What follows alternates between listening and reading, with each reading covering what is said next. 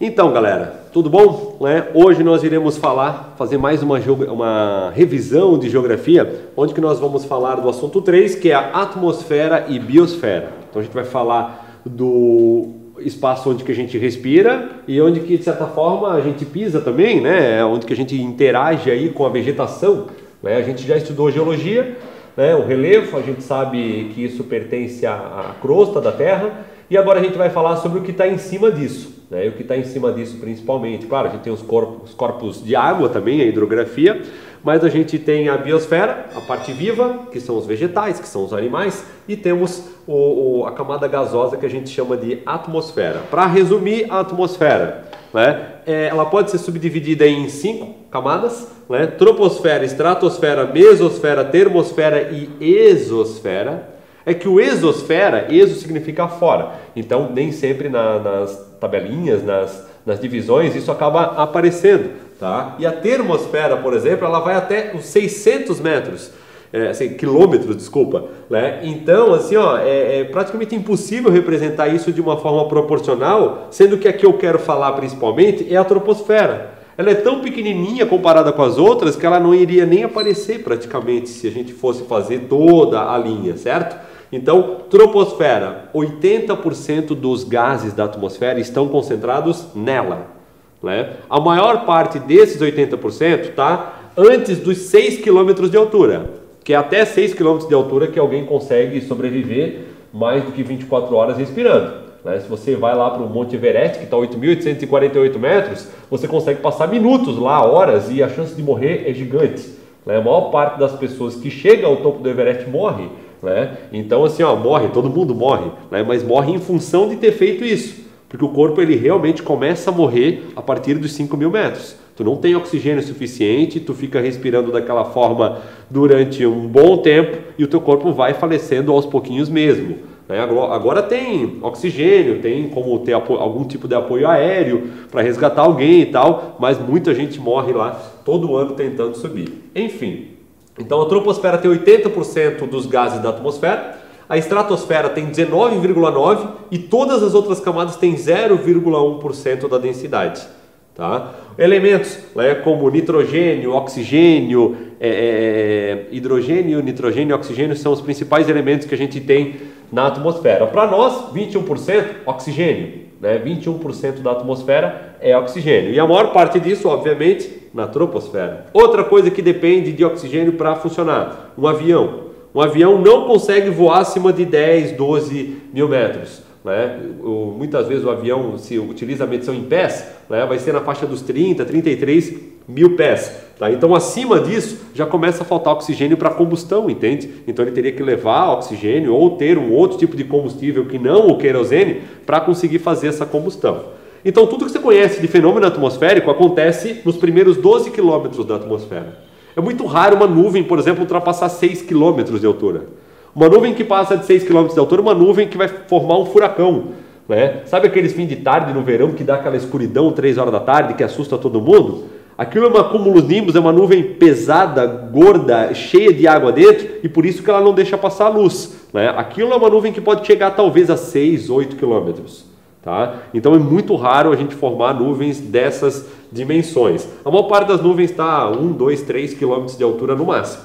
Então se tu tiver com um avião a 4 km de altura, a chance de já estar livre das nuvens é bem grande. Tá? Normalmente num voo curto, tipo daqui a São Paulo, a maior parte do tempo o avião vai estar tentando chegar nessa altitude onde que ele fica livre das nuvens e depois ele já começa a descer. Tá? Porque a nuvem é uma coisa que atrapalha, da turbulência, ela muda muito a pressão atmosférica dentro das nuvens, então é bastante perigoso. Quanto mais tempo o avião puder voar acima, na parte mais alta da troposfera, melhor para ele. Tá? Característica importante da estratosfera, ter a camada de ozônio. Quando a gente fala em camada de ozônio, a maior parte da concentração do ozônio está na faixa dos 30 km de distância da superfície. Tá? Então, e o ozônio ele filtra a radiação solar, por isso que é tão importante para quem está aqui embaixo. Então o ozônio ele não vai tornar o lugar mais quente se não tiver ozônio, mas ele vai tornar extremamente nociva a radiação solar. Entende? Se a gente passa protetor solar, a gente não sente menos calor. A gente simplesmente vai estar menos protegido se a gente não utilizar, certo? Você sente mais ou menos calor quando passa protetor solar? Eu não. Então, a questão não é o calor, né? A Antártida, por exemplo, é um dos lugares onde que a gente menos tem ozônio em cima dela. Então, a incidência solar lá na Antártida é crucial que as pessoas passem protetor solar lá, e é frio. A gente faz muita associação de que a nocividade do sol está somente no calor. E isso é extremamente errado. Tá? Elementos do clima e fatores do clima, né? Tem duas coisas interessantes que eu quero revisar aqui. Elementos do clima é o que? É a característica, é alguma característica do clima. Temperatura é uma característica, precipitação é uma característica, umidade relativa do ar também é uma característica, pressão e ventos também. Vou pegar aqui no meu celular agora e olhar de Rio do Sul alguns elementos do clima, né? Então, ó, por exemplo, umidade relativa do ar. Agora está 47% a umidade relativa do ar aqui, então é uma característica. Quanto maior esse número, maior a nossa percepção da temperatura. Quando está 90% de umidade relativa do ar, né, a gente sente aquele frio doído, assim, sabe? Né? Quando está 47%, mesmo que esfriasse bastante agora, a gente não ia sentir dor de frio. Né? Lá embaixo em Blumenau, onde que eu moro, né, por exemplo, a umidade costuma nunca estar na faixa de 40 e pouco. Né? Normalmente está... agora é que eu estava com a localização para ver o Blumenau. Vamos pegar a Brusque aqui, sei lá. Né? Lá está com 64%, então sempre tem mais umidade lá para baixo, porque aqui em cima na serra a gente fica um pouco mais aberto e mais vulnerável à troca de umidade com a massa de ar frio que está chegando aí. Tá? Então, temperatura, né, a gente é uma característica também. Precipitação é a quantidade de chuva, né? Vamos ver se tem previsão de chuva aqui. Hoje tem uma previsão, chance de 10% de acontecer 10 milímetros de chuva. Eu acho que não vai acontecer, a não ser que já tenha chovido durante a noite, e daí eu não sei porque eu não estava aqui. Tá? Então, elementos são características, eu não tenho tempo para falar de todos eles e de tudo que envolve elas. Mas temos aqui também os fatores do clima. O que é o fator do clima? Né? Algo que condiciona a mudança do clima. Todos os lugares têm a sua temperatura, têm a sua umidade, têm a sua precipitação. Né? Mas o que faz, por exemplo, Porto Alegre, que está no nível do mar, tem uma temperatura média 5, 6 graus mais baixa do que Belém do Pará, que também está no nível do mar. A gente costuma associar que lugares mais altos costumam ser mais frios. Mas e quando a gente tem duas cidades no nível do mar que estão com temperaturas totalmente diferentes? Aí tem a ver com isso daqui, ó. Né, com a inclinação da Terra. Tem lugar que sempre está exposto a uma radiação bastante perpendicular, outros não, outros só durante o verão. Tá? Então, a Porto Alegre vai, por exemplo, receber muito menos radiação solar ao longo do ano do que Belém, e por isso que ela tem médias térmicas menores. Então, fatores são coisas que provocam mudança na temperatura, na umidade, na chuva do lugar. A latitude, que é o que a gente estava falando aqui, quanto mais longe da linha do Equador, mais frio. A altitude, quanto mais alto, mais frio. Correntes marítimas. No litoral do Chile, por exemplo, ó, o Chile é um país que o norte dele está lá no Rio de Janeiro, se a gente botar aqui do lado. Tá? Aqui está o Chile, aqui está o Rio de Janeiro. Pô, por que no norte do Chile um banho de mar é tão gelado? Porque tem uma corrente marítima no litoral que é extremamente gelada.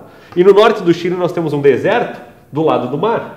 E eu costumo sempre dizer que o mar é um dos grandes responsáveis por formar nuvens. Quando ele está quente, ele forma nuvens. Quando ele está frio, ele não evapora nada. Tá? Então, o litoral brasileiro ele tem correntes marítimas quentes, que daí favorecem a evaporação e formação de nuvem. Então, também está aqui, ó, corrente marítima, massa de ar. Se o lugar tem uma grande evaporação, tem umidade para evaporar, como a Amazônia, forma nuvem em cima. Né? Se o lugar é extremamente quente, mas não tem massa líquida, não vai evaporar nada. É o caso do deserto do Saara, por exemplo. Tá? Maritimidade e continentalidade. Imagina que é uma cidade no litoral, pegar Balneário Camboriú. Né? Você tem um oceano gigantesco encostado na praia ali. É óbvio que quando você está perto de uma massa líquida, você vai sentir um leve frescor, mesmo que você não esteja molhado. Por quê? Porque a massa líquida ela leva muito tempo para esquentar, muito tempo para esfriar. Então é natural que o litoral de qualquer lugar do mundo ele tenha menos amplitude térmica. Se eu comparar Balneário com Chapecó, tem uma pequena diferença de altitude. Chapecó não é muito alta não, como muita gente imagina. O Planalto Oeste ele vai descendo em direção ao Rio Paraná e está uns 100, 200 metros do nível do mar apenas, a cidade de Chapecó.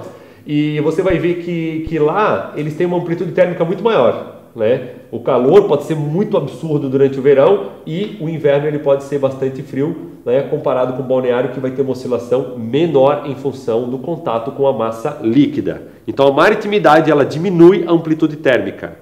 Ainda que a corrente marítima seja fria ou quente, a flutuação de temperatura dela é menor do que a do ar. O ar é mais volátil, certo? Questão, né, de 2015, o estudo das variações de composição do ar, tipo de gases, suas proporções, temperaturas, ventos, relâmpagos, nuvens, é facilitado quando se divide a atmosfera em camadas, que nem a gente fez ali antes. Essa divisão não é exata, né? Ou seja, existem áreas de transição, mesmo assim é possível identificar 5 camadas, né, de acordo com algumas características. Em relação às camadas da atmosfera, assinale a alternativa correta, eu vou direto para fechar o tempo aí. A atmosfera é constituída por 5 camadas: troposfera, estratosfera, mesosfera, termosfera e exosfera. Isso aqui é muito fácil, tá? Isso aqui até está muito fácil, porque depois eu acho que eu tenho umas questões um pouquinho mais difíceis que essa aqui. Vamos ver essa aqui da UDESC, 2015?